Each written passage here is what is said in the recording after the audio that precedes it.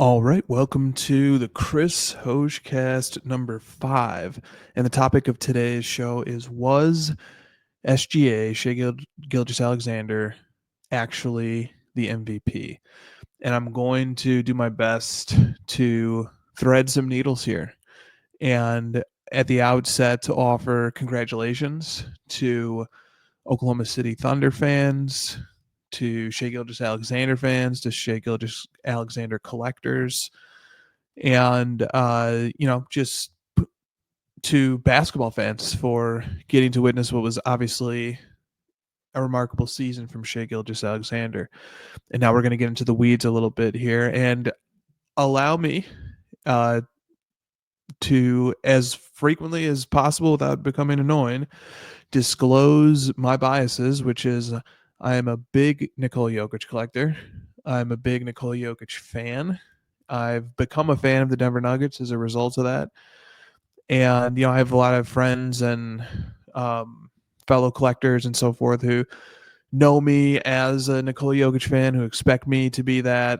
And, there's layers of bias there that's going to point me in the direction of favoring Nikola Jokic. So let's clear that up at the outset.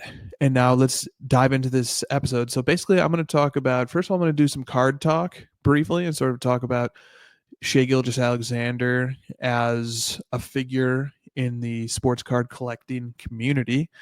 Then I'm going to get into some MVP stuff. I'm going to talk about the idea of voting criteria and how it changes or stays the same over time. Then I just want to do an assessment of some of the numbers that impacted the MVP case. And then I want to close on the note of SGA's legacy and what's on the line here, as the Thunder are currently up 1-0 on the Minnesota Timberwolves in the Western Conference Finals, which means they are 7 wins away from winning a championship, and SGA would be the prohibitive favorite to win Finals MVP.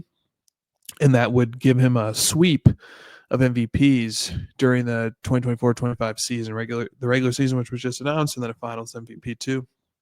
And then we can try to situate that historically, and I've got a pretty good way to do it. So what I have pulled up here first is just the results.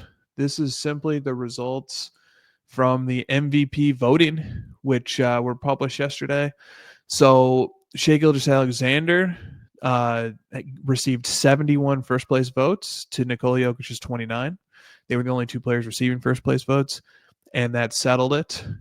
His 71 votes was the 3rd fewest votes in the 100 voter era, which began around 2017 when the pool of voters was reduced to about 100 or 101. Some of the other previous years were, 79 first place votes went to the winner in 24. That was Jokic. 73 went to the winner in 23, which was Embiid. 65 went to Jokic in 22. 91 went to Jokic in 2021. That's the largest share of this sample. 2020, which was Giannis, received 85. 2019, which I also believe was Giannis, 78. 2018, which I believe is Harden, 86. And 2017, which I'm pretty sure was Russ, 69. So there's an idea of how dominant or not dominant a 71 vote first place vote win is, and it's on the smaller side. So it was a close race. Okay, so let's talk a little bit about card stuff. So Shai Gilgeous-Alexander, I want to start with some of his highest sales because 2 of his very best cards have sold within the last few years, one of them being this one. This is the 2018 National Treasures Logoman Autograph 1 of 1, which at least at the time of sale, and the sale was with Fanatics Premier in March of 2023, the card was in an SGC 9 Auto 10 holder. The card at that time sold for $228,000. Remember, this was 2023. Okay, this was well before the Thunder emerged as a winner of back-to-back number 1 seeds, which they were the number 1 seed going into the 2024 playoffs, and they were the number 1 seed going into the 2025 playoffs. This is the season before that all began. And the card sold for $228,000 at that time. The card ladder value today is $1.26 million for that card. And gut check, Does that seem like that's what this card would do? Something to think about. But note that the card ladder value is 1 of 5. It has the lowest possible confidence level, and that's why I have to click that little eye to reveal it. One of Shea's other big cards that sold was his Prism Black 1 of 1. Interesting note is that for because of an error, the RC badge is missing from the Prism Black, and because of a design choice, the RC badge is missing from the NT Logo Man Autograph 1 of 1. So no RC badge on what are arguably his 2 biggest cards. So this Prism Black sold more recently. It sold about 14 months ago in March of 2024. So going into the playoff run with the Thunder as the 1 seed last year, where they would eventually lose in the second round, that card now has a card letter value, again, lowest possible confidence level of 718,000. So Shea has probably 2 cards in roughly the ballpark of $1 million, give or take $250,000. It's hard to know. It's hard to estimate these, and these estimates are very low. And then let's take a look at Shea's index quickly here. So Shea's index is comprised of 163 cards, and over the last year, the index has increased by 197%, which is also a multiple of roughly 3-fold. So Shea cards in this index, on the average of this index, are up about 3x over the last year. They're up about 6x over the last 2 years. And that's kind of in line with what we saw with the Logo Man Autograph 1 of 1 NT price estimate. Then if you look at the full picture, Shea's index is up 3,200% roughly, which is a real value change in terms of the. And so every index and card letter starts at 1,000, so it's up 32,000 points in terms of the index. The index is normalized to 1,000, just so you can do easy, really quick math. And you can say, well, if his index right now is at 33,000, then his card prices have, on the average of the index, increased by 33-fold since the first sale, the first card of Shea that's in card ladder that's been verified, which goes back to December of 2018.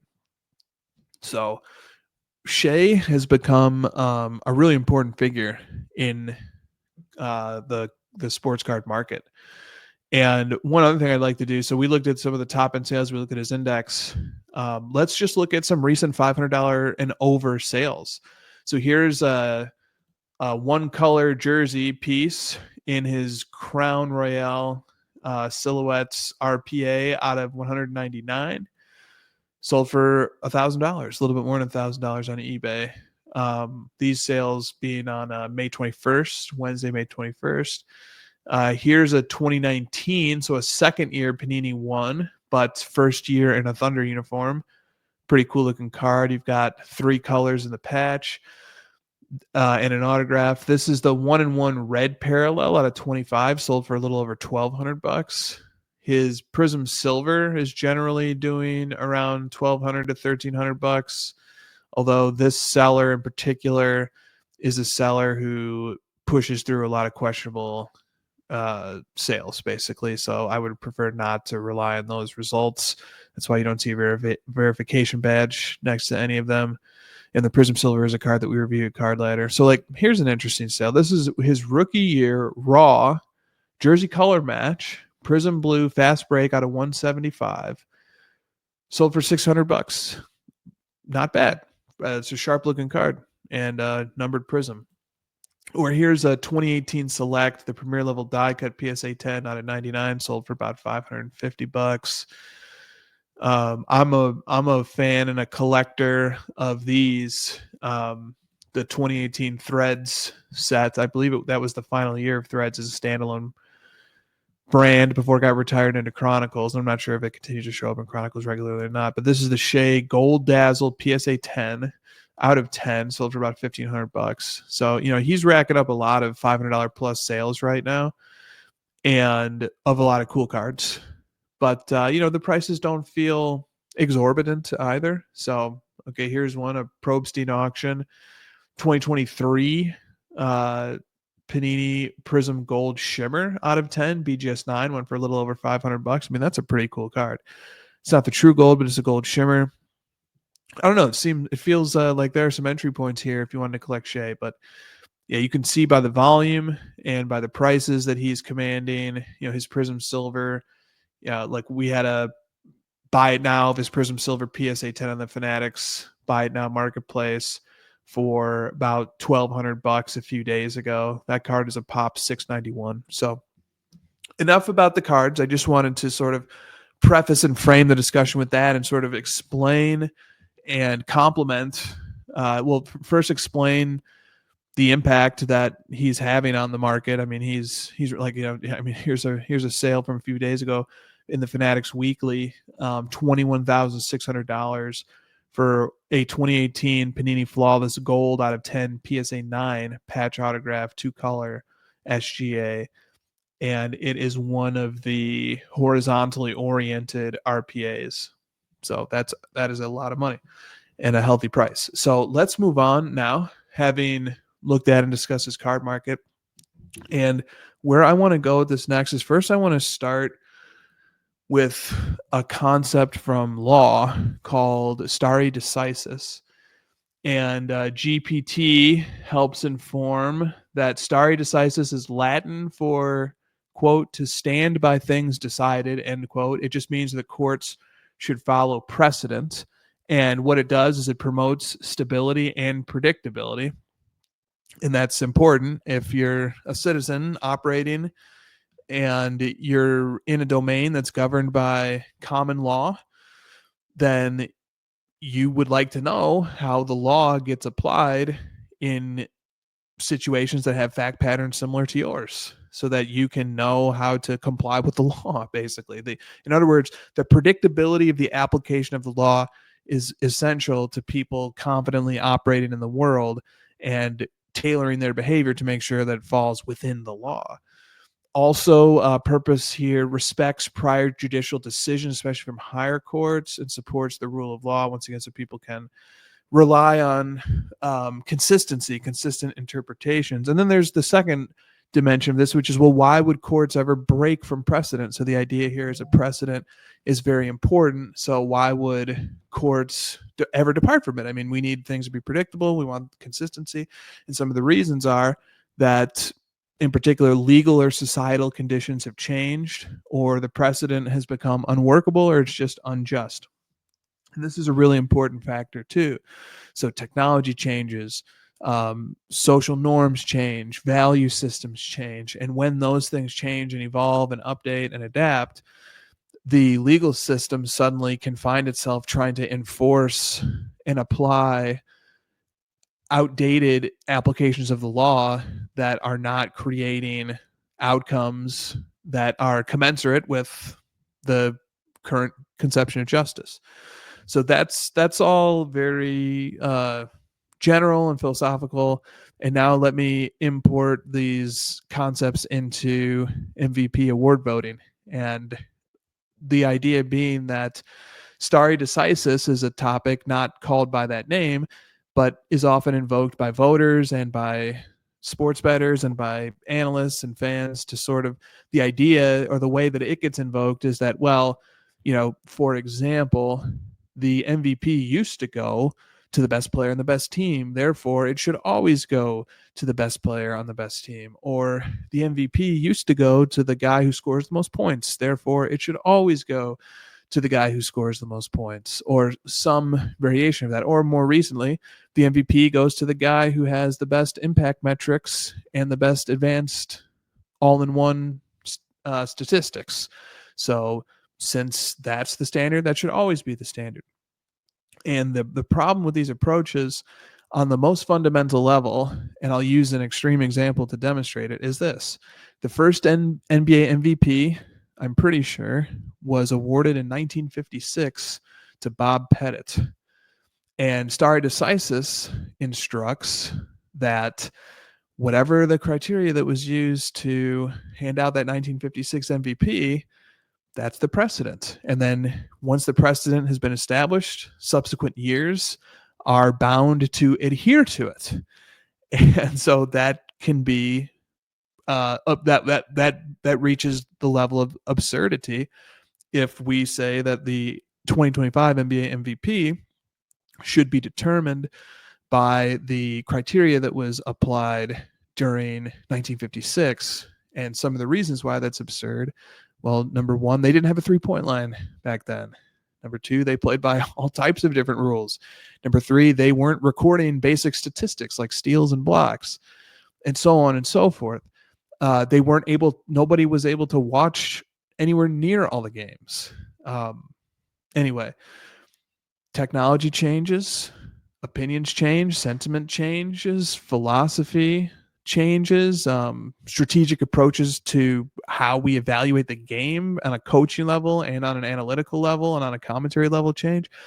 So somewhere along the way, and it's usually gradually and incrementally, the things that we valued in an MVP in 1956 are updated by quite significant amounts by the time we get to 2025, but not suddenly, but gradually. Things change from year to year, and things slowly nudge and move in a new direction. And that's, in my opinion, fine. It's fine that the standard for what an MVP is today is different than it was 15 years ago. And in fact, that's particularly topical. If I can just jump ahead in my notes for just a second here, I'd like to illustrate sort of where I think one of the breaks happened, which is that when Derrick Rose was awarded MVP during the for this 2010-11 season, I think that was in immediate reflection and over the longer term, it was decided why did we go with this sort of like narrative concept, and why did we allow ourselves to become subjectively influenced by, our feeling towards LeBron off the court, how we felt about the decision, how we felt about his personality, voter fatigue from him having won the prior two MVPs, our excitement with this new Bulls team and us getting ahead of our skis with that particular team. Why would we do that when, by the time it's 2011 and then the voting is submitted there, the advancement of statistical modeling in terms of estimating a player's impact and being able to compare the impacts across players, it was starting to become fairly robust. It still came a long way in the following half decade even, and especially up until now. But I mean, by that time, regularized adjusted plus minus had been introduced at the Sloan conference like a year before that, roughly, and APM modeling had been around for a little while, at least over half a decade at that point. And, discussions of net rating and offensive rating and defensive rating had certainly increased by that time. So there was sort of this, I think, a very dramatic shift after that to say, we should start anchoring our decisions in something that's a little more objective and measurable, especially because we finally have tools and instruments that are developing that can measure. And so then there was a dramatic shift ever since that Derrick Rose MVP, the first or the second highest ranking player statistically has taken home the MVP, or in the case of Russell Westbrook, the guy who was in third, every single year, even up through Shai Gilgeous-Alexander. And that's one of the things about Gilgeous-Alexander's MVP case, is that it's very strong in terms of impact metrics and production, and just statistically, it's quite strong. But to return to the and by the way, this spreadsheet that I'm looking at, you can look at this if you just type in the best player on the planet.com. This is a spreadsheet that I put together that aggregates all of Basketball References rate-based catch-all metrics, which is just 3: win shares per 48, box plus minus, and player efficiency rating. So those metrics averaged have been quite predictive of the MVP. And I think, like I said, I think that turn happened right around the Derrick Rose MVP. So putting some final touches here on the stare decisis points and how that applies to MVP voting, there will be a changing standard, and the standard, it should change, what the idea in my mind of what most valuable player means is it's a way of awarding the valedictorian of the season. Even if there are lots of great students who have great grade point averages, there should be one valedictorian who gives the speech. And in the same way, the league wants to record its history and note that this was the best player, whatever best means.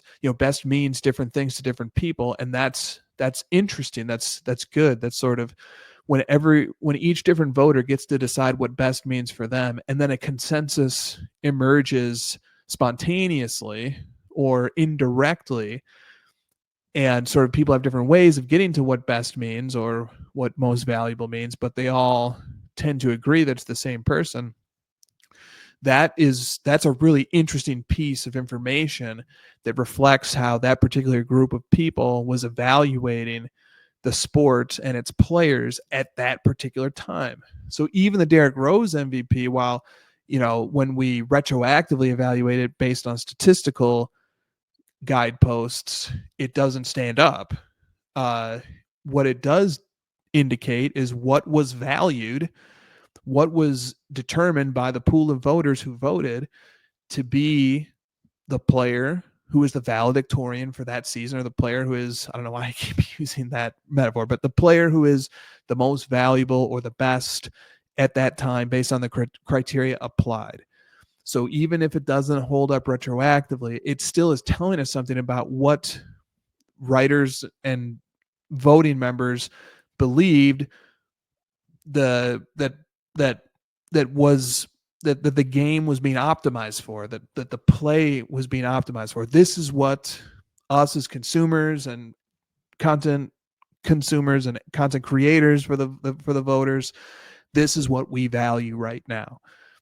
And even though Rose statistically doesn't hold up, still, he had sort of the best player and one of the best teams thing going, and I think they were the 1 seed in the East or something, or I don't remember exactly, but anyway, it's not, to me, it's not satisfying to just throw away all the prior MVP ballots, because look, when we apply the statistical methods that we've refined today, that they produce a different result, and they do.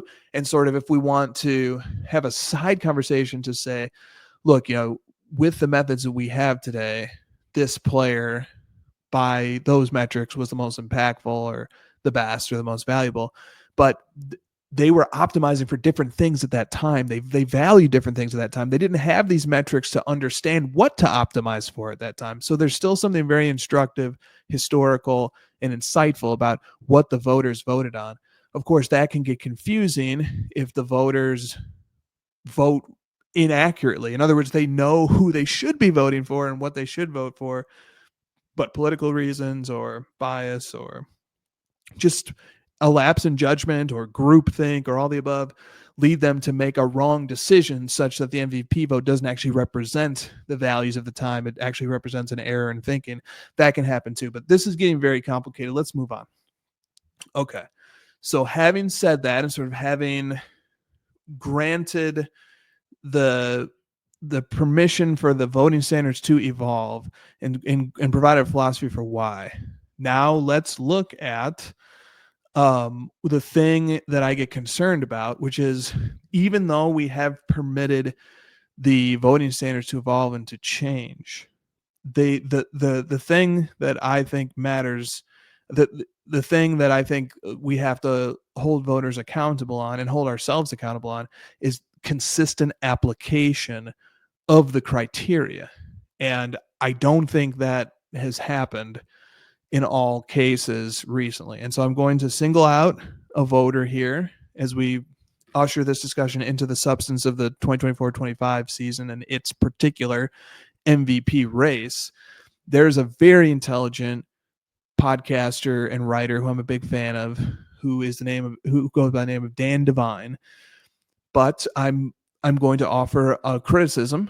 I'm not alleging that he did anything in bad faith or anything wrong or inaccurate. I think that this guy's clearly a very bright individual, a very talented individual. But I do think that there are some inconsistencies in the way that he's applying his criteria over the last few years. And a few years isn't enough for a justification of a whole cloth change in what matters.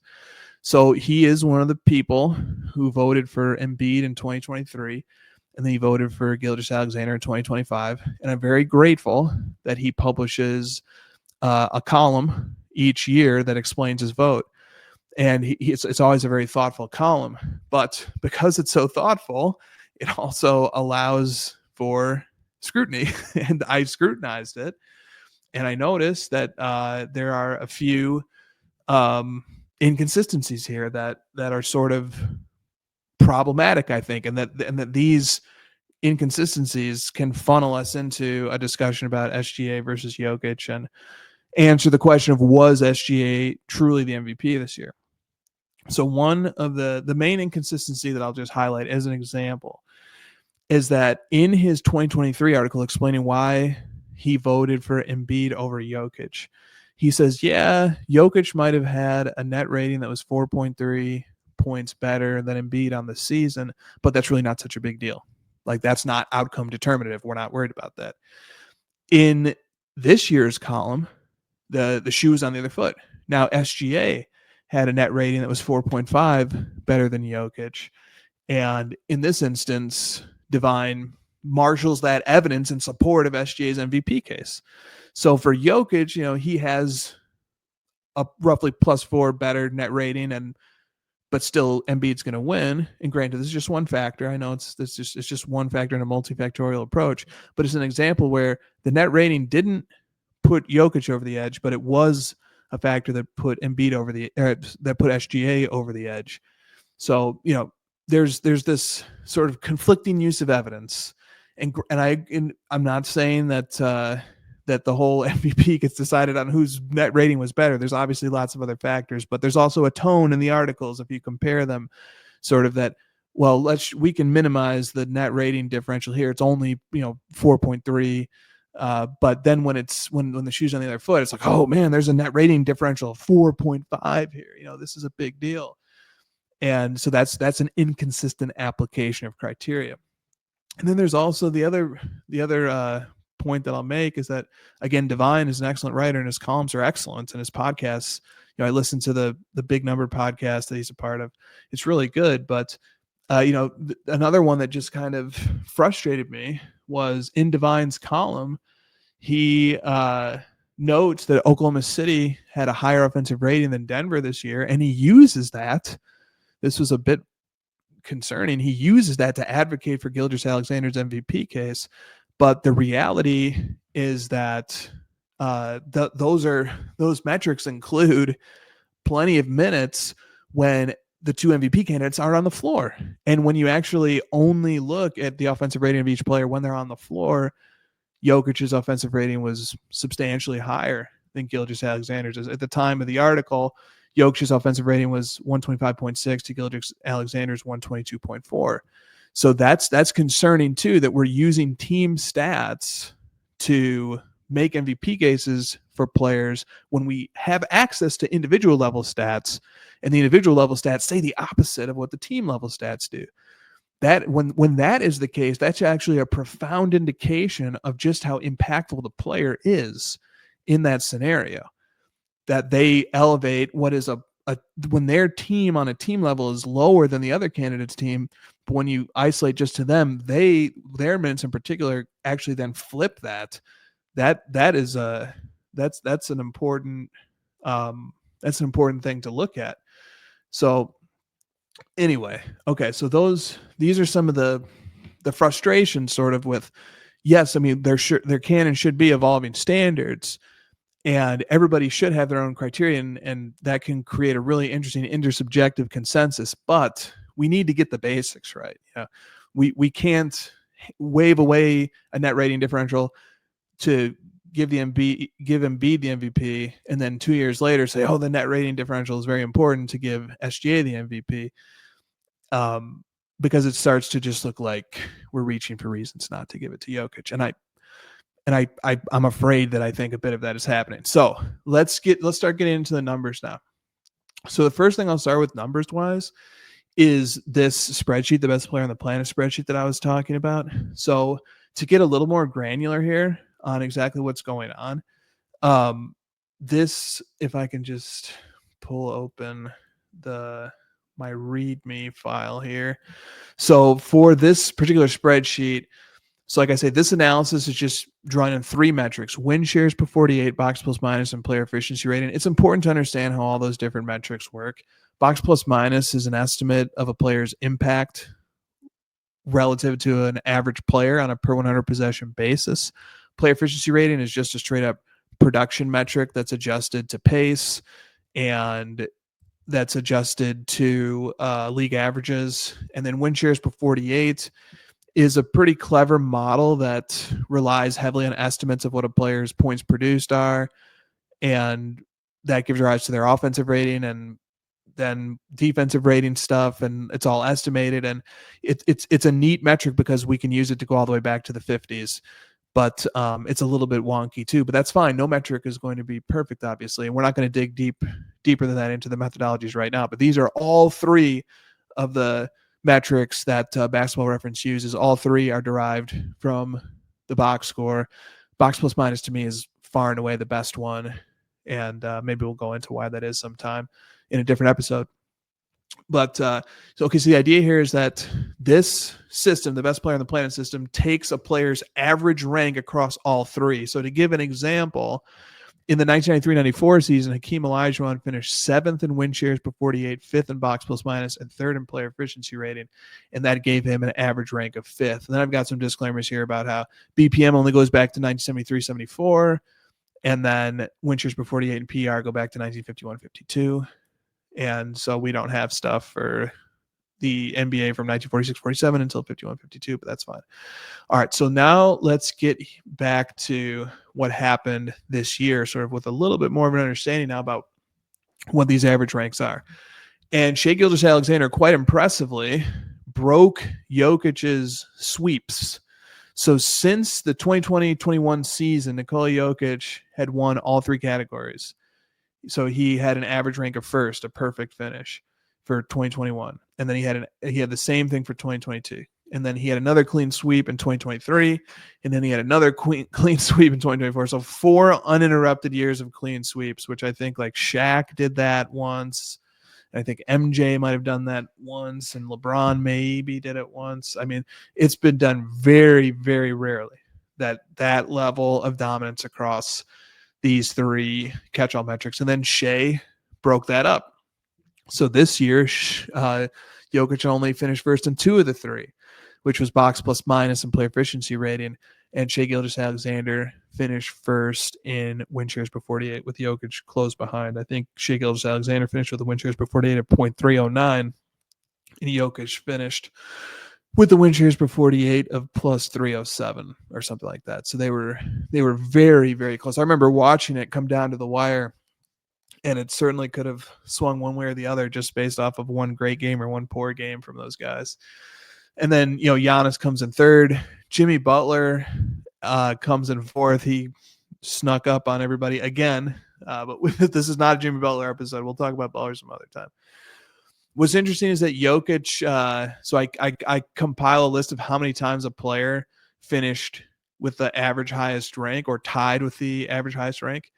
And Kareem has the most with 11. 2 of those are ties for what it's worth. MJ has the second most with 9. So you can think of these as spreadsheet MVPs, statistical MVPs. Kareem with 11, MJ with 9, Wilt with 8, and then you get Jokic after this season who has 5. That's tied with LeBron who has 5. So those guys are both tied for the 4th most. And then from there, it drops to Shaq and Bird with 4, Neil Johnson from the 50s with 4, so on. And then I also obviously keep track of the total MVPs, which is something that we'll probably talk about a little bit later when we talk about Gilgeous-Alexander's legacy. So Gilgeous-Alexander finished 2nd in this ranking. And you'll notice here, if you can see on the screen, that the red indicates the MVP winner. And you can see that, when Harden won his MVP, that was the 1 year that he finished first.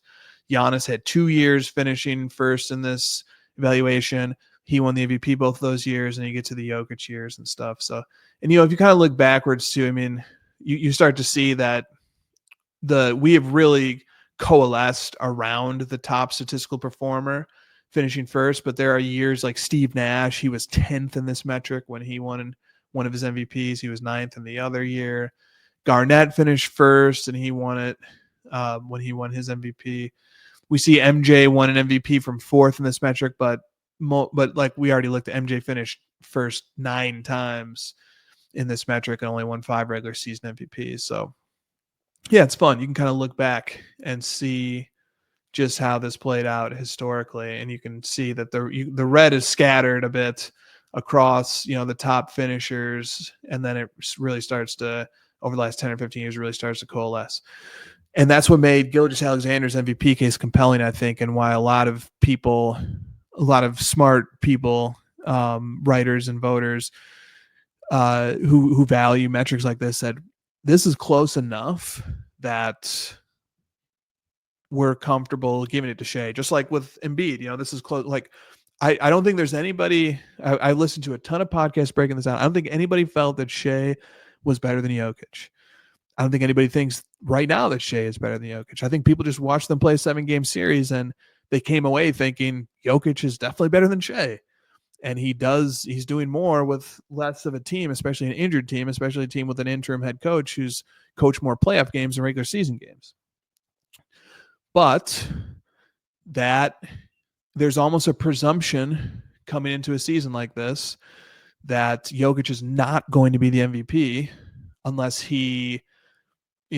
there's nobody who's even close to him. And if there are people who are close to him, especially somebody who even can usurp his dominance over some of these catch-alls, then that person's going to win MVP, unless you have a situation where Jokic is fresh off of like a finals MVP championship run or something like that, which is why I think he had the presumption that he would win in 2024.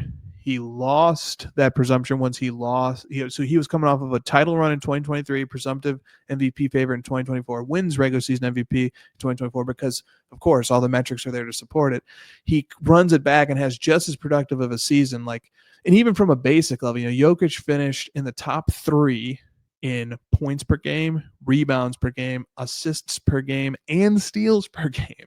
Nobody had ever finished in the top 10 in all 4 of those. He finished in the top 3 in all 4 of those. So nothing like that had ever been seen. I mean, there was just such a basic and an advanced and an eye test component and a consensus that he's the best player in the world. But even with all those things, when he's not coming off of a championship and he already has 3 MVPs, there's a presumption. You're going to have writers and commentators trying to manipulate the numbers and selectively grab certain numbers to support the presumption against this guy getting a 4th MVP.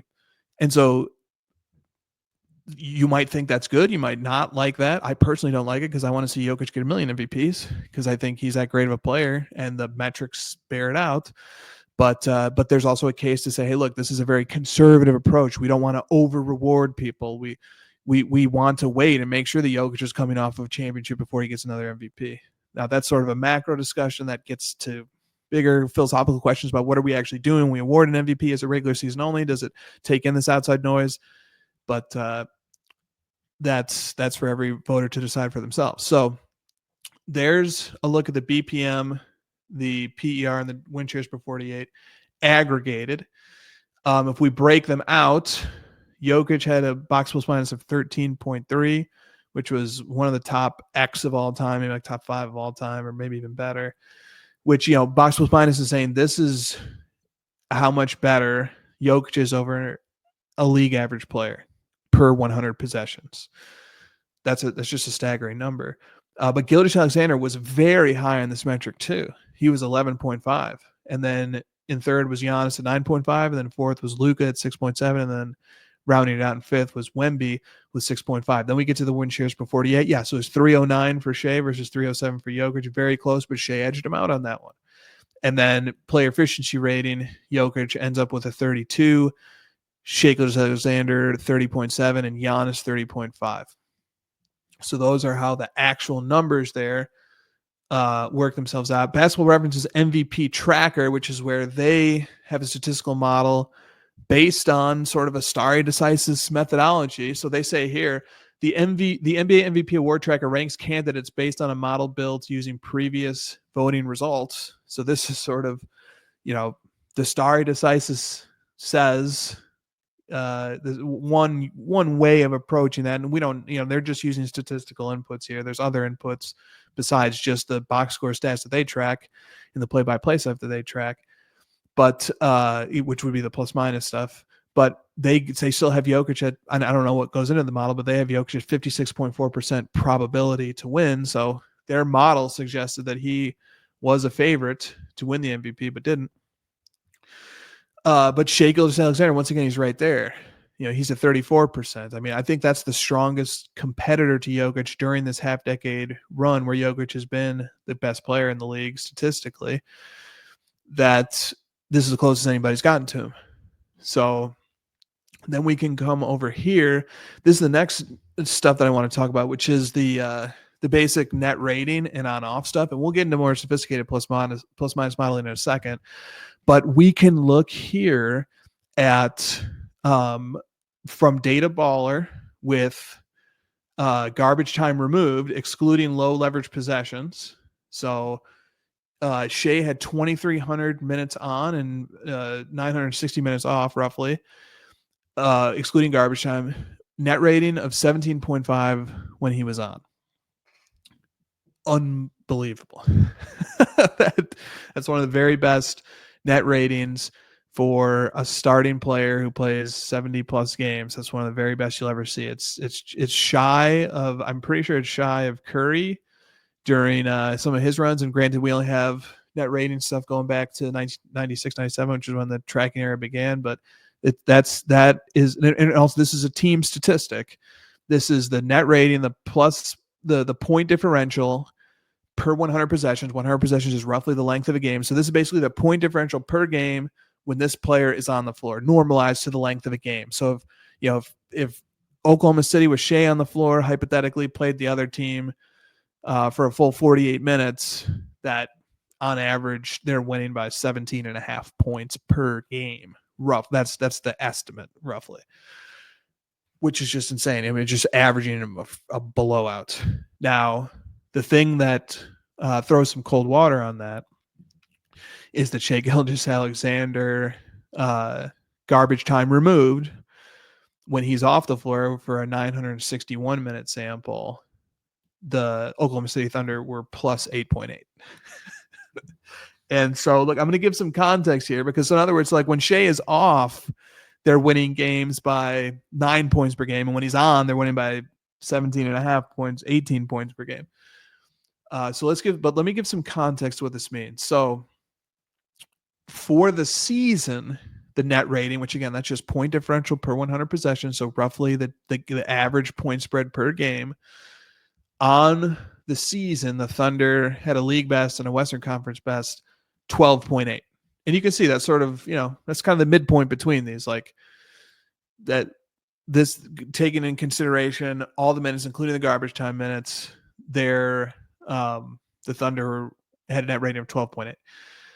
Here's the context. So in the almost 1,000 minutes without Shai, the net rating of plus 8.8 means that the Thunder without Shai are still by far the best team in the Western Conference.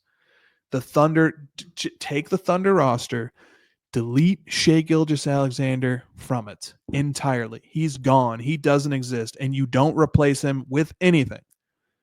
And the Thunder team that remains is still, what's 8.8 minus 5? 3.7, a net rating of 3.7 better than the Timberwolves. The gap in net rating between the Thunder without Shai and the Timberwolves is the same as the gap between the Timberwolves and the 8th ranked Lakers, basically. They would still be the best team. They would be far and away the best team in the West if they didn't have Shai. And granted, I should add the caveat that I'm using garbage time removed net rating, but these figures here that we're seeing, these have garbage time included. Garbage time isn't a huge factor, but it factors in. But anyway, so as amazing as the Thunder were as a team when Gilgeous was on the floor, they were amazing, not quite as amazing, not nearly as amazing, but they were amazing. They were still the best team in the West when he was off the floor. And that is a very tricky fact to navigate in this discussion. And again, we're going to get to other advanced plus minus, adjusted plus minus stuff in a second, which isn't as simplistic as this. This is just on off stuff. I mean, this can be impacted by all types of noise from teammates and multicollinarity. So in other words, like if Gilgeous-Alexander is like staggering with J-Dub a lot, then, you know, J-Dub might be really elevating these bench minutes, and like other players like Jokic might not stagger as much with his co-stars. And when we look at his net rating stuff, you know, just all that can and is controlled for using adjusted plus minus modeling. We're just not quite there yet. We'll get there in a second. But what we granted that there's opportunity for noise here, that doesn't change the factual nature of what's been said. And then we got a different sample. So at the end of the year, Gilgeous-Alexander started sitting out games. The Thunder without Gilgeous-Alexander went 5-1, which was a better winning percentage than when they did have him. And they had a net rating in those games of like plus 18. So they played the 6-game sample without him. I think maybe like 5 of those games were at the end of the season. Then maybe like there was one during the season too. But they had like the 6-game sample without him, better winning percentage and a better net rating than with him. So there's a couple of different ways you can look at that and say the Thunder are still the best team in the West far and away if you just delete him from the roster. And that's something, if I were an MVP voter, I would consider. Not that it hurts his case that his team is great without him, but the amount that he makes his team better matters. And the amount that his team gets better when he's on the floor matters. And so now let me flip over to the Jokic. Also here we have garbage time removed. This season, Jokic played 2,400 non-garbage time minutes where he was on the floor. Again, this is a team stat. And when Jokic was on the floor, the net rating of Denver was plus 10.8. So Denver also, on average, blows teams out if Jokic played the full 48 minutes. And Jokic and his teammates played the full 48 minutes against the other team, you know, but their blowouts are not as sizable. They're blowing people out by 11 per game, and SGA, assuming that he played the whole game, it was blowing them out by 18. But this is the truly eye-opening portion. In the 1,120 non-garbage time minutes when Jokic was off the floor, his team loses by 10.6 points per 100 possessions. His team gets blown out brutally when he is off the floor. And where would that net rating rank among all the teams in the West? It would be the worst. The lowest net rating of all the teams in the West this year was the Pelicans with a minus 9.5. Right next to them was the Jazz with a minus 9.3. And then above them was the Suns, a big jump up, minus 3.1. So you have these two horrible teams that were minus 9.3 and minus 9.5. The non-garbage time, non-Jokic minutes, minus 10.6. They are literally the worst team in the West by net rating when Jokic is off. And when he's on, plus 10.8, they are right up there.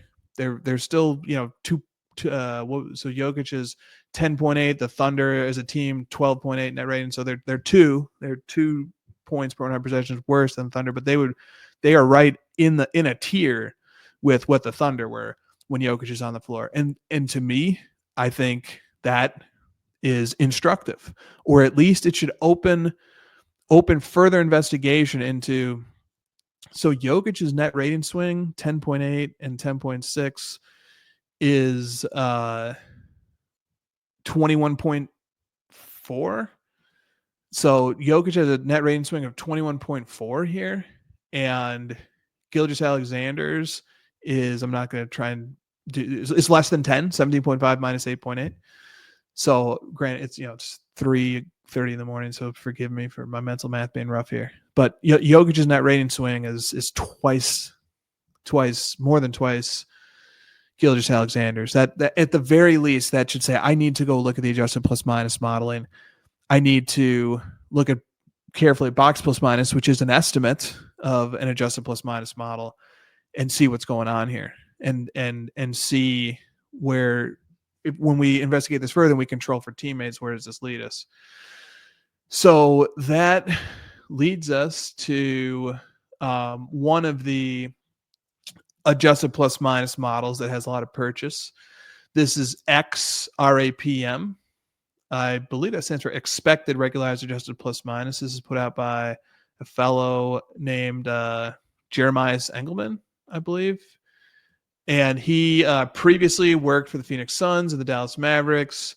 He developed ESPN's Real Plus Minus, which now is gone from ESPN. And so he brought back his methodology, probably updated on some level too. This is adjusted plus minus modeling with a regularization and also a statistical prior to stabilize it.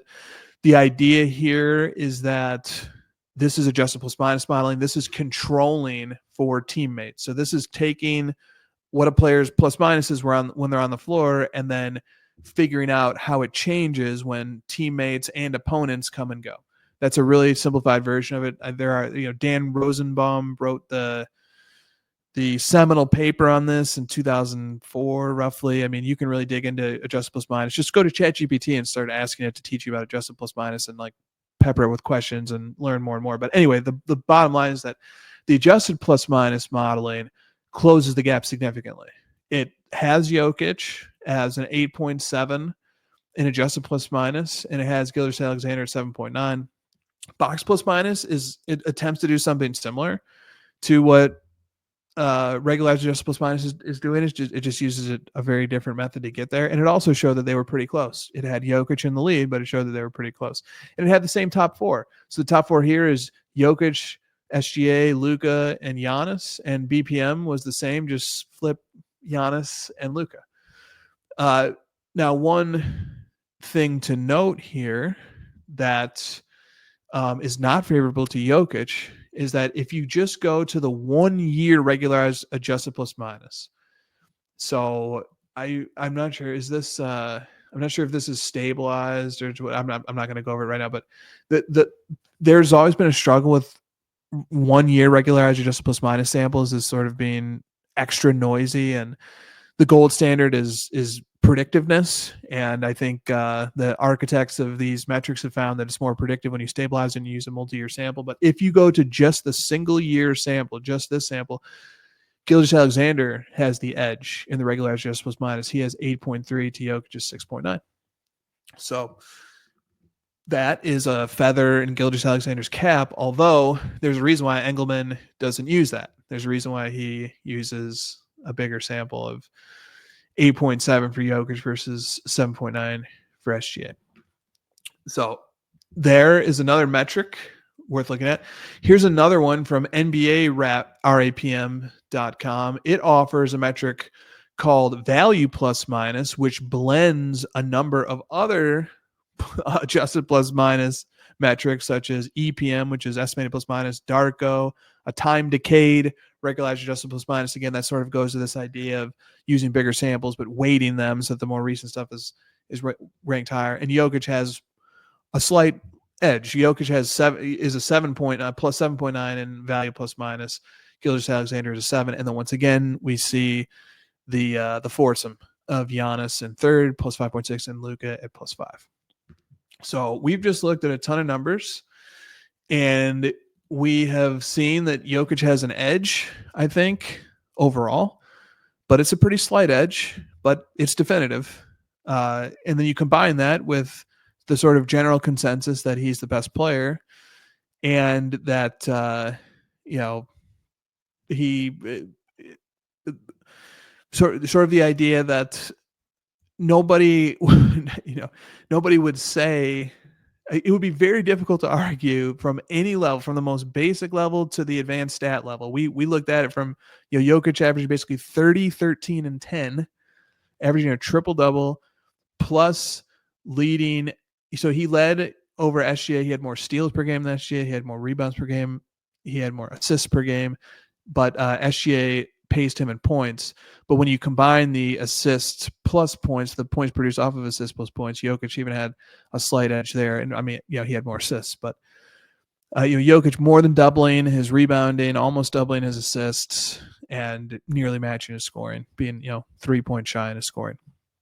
So I just think from any level, it's not a big edge, but Jokic was the better player, and eye test wise too. I think Jokic isn't always eye test the best player, but as more and more people watch Gilgeous-Alexander, at least the form of his game today, he has a beautiful mid-range shot.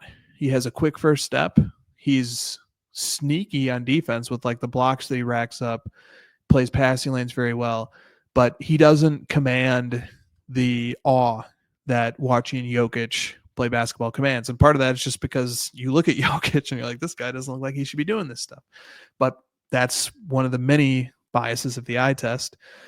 And so for example, I had some quotes ready to go from some of the podcasts that I consumed that were talking about Jokic. Like, and I'll go through like 3 quotes and then we'll just move on from this. But here's one quote that I think came from Dan Favale, who does not have an MVP vote, but and his co-host Grant. I can't remember which one of them said this, but he said, "I'm very convinced that if Jokic had not won multiple MVPs in the past, and we had just parachuted into this season, and you looked at his numbers and you watched him play this season, you would say this is the greatest season that anyone has had." And then here we've got another quote. This is from the Bill Simmons podcast. I'm pretty sure this is Bill. This is Bill himself speaking here. "It feels like Jokic has moved into the Jordan LeBron zone where he's MVP every year. And it's really up to the voters to be like, I'm bored or something has happened that feels like lightning in a bottle." So let me go. I don't need to say anything for it. Let me just go to the third quote here. This quote comes from Tim Legler, who does have an MVP vote. So Bill Simmons had an MVP vote. He did vote for Jokic. Favale and Grant don't have MVP votes, but they both leaned Jokic. And then this vote here from Legler. Legler says, "Ultimately, I said to myself, there will never be a player to do statistically in one season what Jokic has done and not win MVP." And Legler was really interesting because he was sort of under the influence of the narrative that had been building up over the year, which is that we can't give it to Jokic, we have to give it to SGA. And then, and he walks through that thought process. And then after reviewing, taking his vote very seriously and going over all the numbers that he finds to be important and reviewing them, he changed his mind. And he said, I was leaning Shea, but after my review, I can't vote anything other than Jokic. So, all right. One last thing I want to add to this discussion is the free throw of it all. So a fair question to ask is how much of Shea's spectacular season is attributable to getting a beneficial or a favorable whistle. Now, you can argue whether he gets one or not. You can argue till you're blue in the face that he drives more, so he should get more fouls, even though that's a bit reductive. But there is merit to it as well. But we're going to assume, for the sake of an exploration, let's say he does get a slight edge on the whistle. And so let's see what type of impact it would be if we just took away one shooting foul per game from SGA. So SGA currently averages 8.8 free throw attempts per game. That was his average on the regular season. That was the second in the league, trailing Giannis at 10.6. SGA did make the most free throws per game and aggregate. So his accuracy as a free throw shooter is big. It's devastating. But SGA 8.8 free throw attempts per game. So let's just say that we take away one shooting foul per game from SGA, nothing more, just one.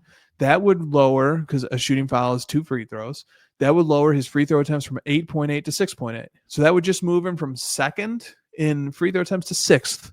He's still ahead of Jokic. He's still ahead of Devin Booker. He's still ahead of Anthony Edwards. He's still ahead of Tatum.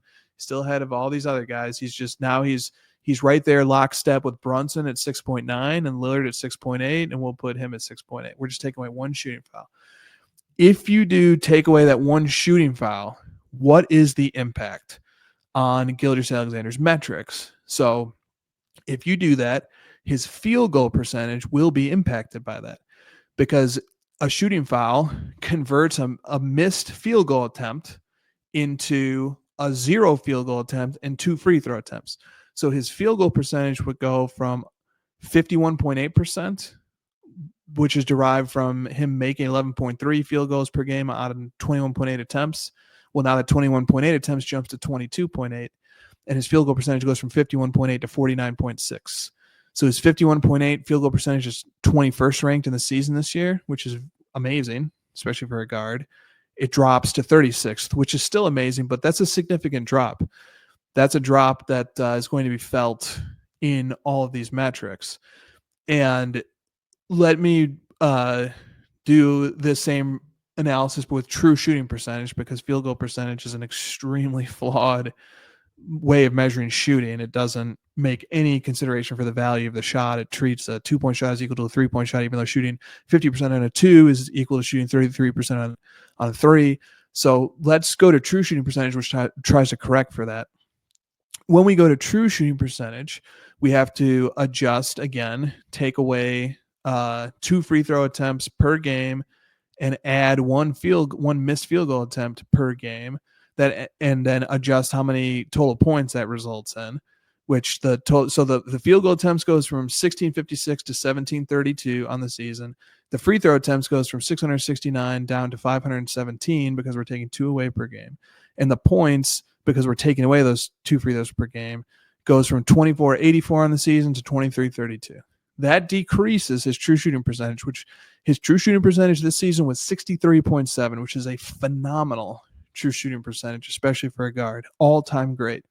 But if we take away just one shooting foul, it decreases his true shooting percentage to 59.5, which is 66th in the league. And very interesting, considering that now he's closer to Edwards and free throw attempts per game at 6.3. But we put him at 6.8, still a half a free throw attempt more by just taking away one shooting foul. Anthony Edwards' true shooting percentage this season was exactly 59.5.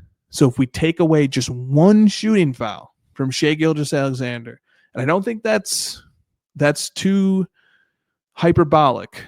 Some people might say he deserves all his free throws or he gets the same whistle as everybody else, but I think there's building evidence and a building sentiment that he probably gets one extra foul per game compared to the average player. We could say his whistle is just a little bit better, but just that one extra shooting foul is a difference between him being an all-time great efficient shooter, 63.7 true shooting percentage, and him being Anthony Edwards' efficiency at 59.5, which is no knock.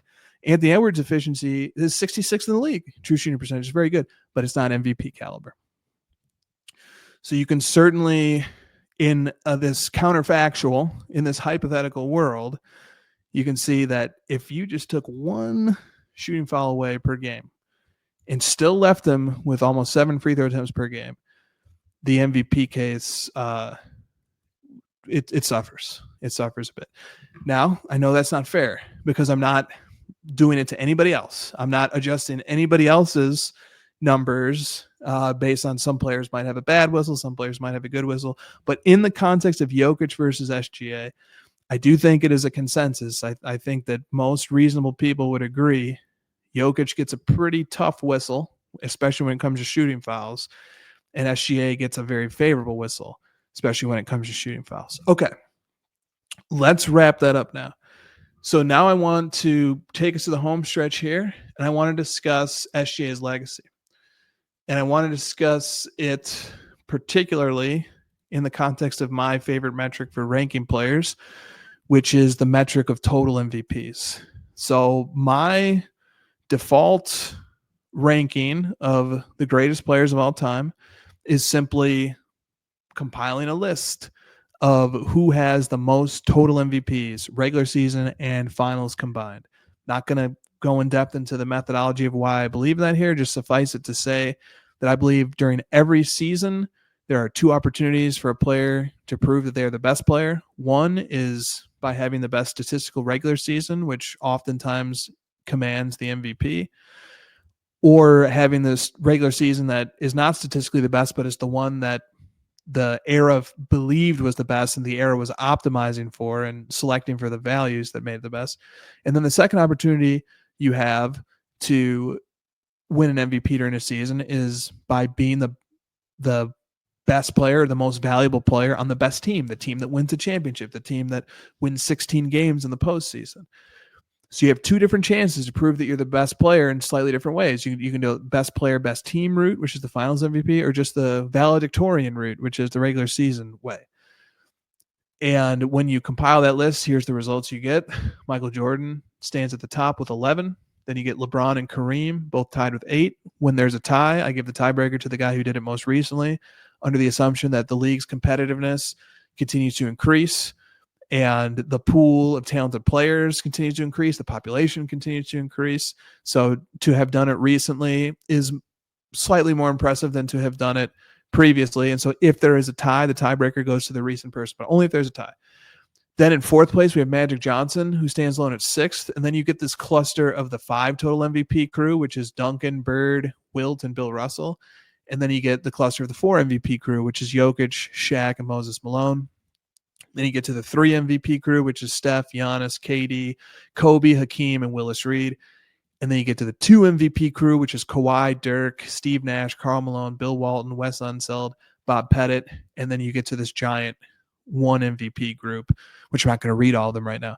The most recent entrants to the 1 MVP group are SGA with the regular season MVP this year, Jaylen Brown with the finals MVP last year, Joel Embiid with the regular season MVP a few seasons ago, Harden, Westbrook, etc. And so at the 1 MVP level, I think this approach does definitely start to suffer because you see names on this list like Andre Iguodala and Derrick Rose and Jaylen Brown, and you can argue like, look, there are certainly players who, especially statistically, maybe they never proved themselves to be the best player in a finals or during a regular season, but overall you can make the argument that they were very, very good, sufficient in a sufficient number of times to exceed a guy who shined just in one environment. Or, they got the vote wrong. A lot of people feel like that Derrick Rose MVP was wrongly decided. A lot of people feel like the Andre Iguodala, almost everybody feels like the Andre Iguodala finals MVP was wrongly decided. So that you also have the noise here of just like voters messed up for whatever reason, they got it wrong.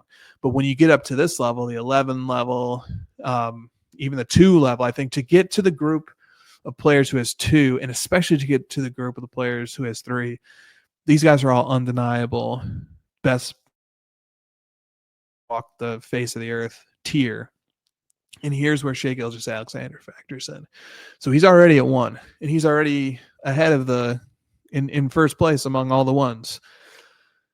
If he gets to 2, he leapfrogs all of a sudden to being in a tie with Kawhi and Dirk and Steve Nash, Karl Malone and Bill Walton, and then from the old, lesser known player, but Wes Unseld and Bob Pettit.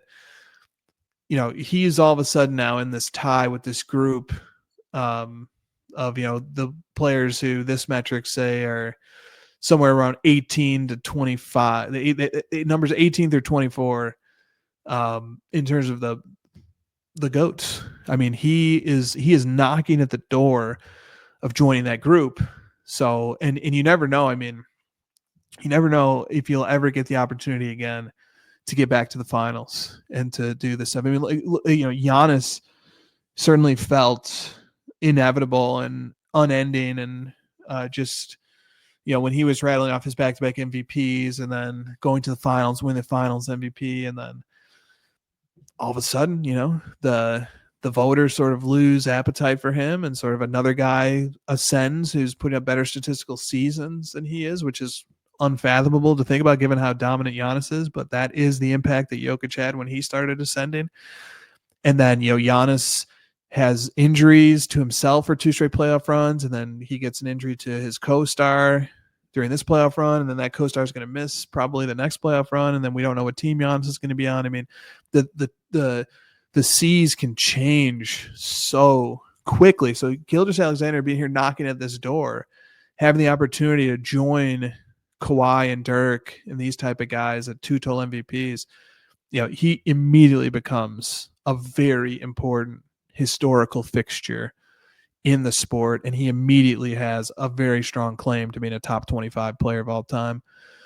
So I think a ton is right, and he's got a long career ahead of him too. By the same token, like if he doesn't get to 2 this year, I mean, he's probably going to be right back in the mix next year. But windows close quickly too. I mean, there's both sides to that. But being this close, being on this good of a team, being on a team that would be the best team in the West, even if he didn't even play on that team, you have to maximize that moment. I think it would be a huge opportunity missed if he didn't get to jump up into the 2 club here.